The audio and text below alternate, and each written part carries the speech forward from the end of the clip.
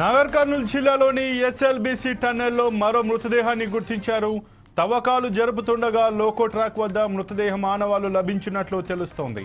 ఇక్కడ తొలుత దుర్వాసన వస్తున్నట్లు సిబ్బంది గుర్తించారు. అనుమానిత ప్రాంతాలు D1, D2 కాకుండా మరో చోట తవ్వకాలు జరుపుతుండగా ఈ మృతదేహం ఆనవాళ్లు లభించాయి. ఈ ఘటనపై అధికారులు ఇంకా ధృవీకరించలేదు. దీని ధృవీకరణకు అధికారులు టన్నెల్ లోపలికి వెళ్లారు. ఆనవాళ్లు మృతదేహాన్ని అయితే సాయంత్రం వరకు బయటకు తీసుకొచ్చే అవకాశం ఉంది.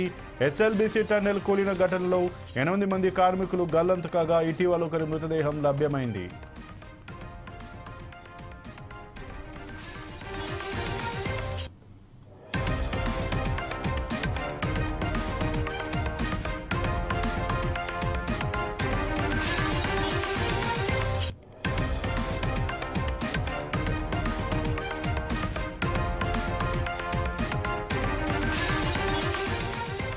నాగర్ కర్నూలు జిల్లాలోని ఎస్ఎల్బీసీ టన్నెల్లో మరో మృతదేహాన్ని గుర్తించారు.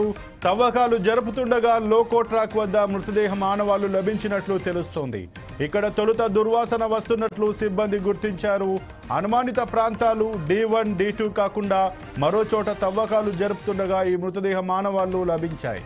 ఈ ఘటనపై అధికారులు ఇంకా ధృవీకరించలేదు. దీని ధృవీకరణకు అధికారులు టన్నెల్ లోపలికి వెళ్లారు. ఆనవాళ్లు మృతదేహాన్ని అయితే సాయంత్రం వరకు బయటకు తీసుకొచ్చే అవకాశం ఉంది. ఎస్ఎల్బీసీ టన్నెల్ కూలిన ఘటనలో 8 మంది కార్మికులు గల్లంతు కాగా ఇటీవల ఒకరి మృతదేహం లభ్యమైంది.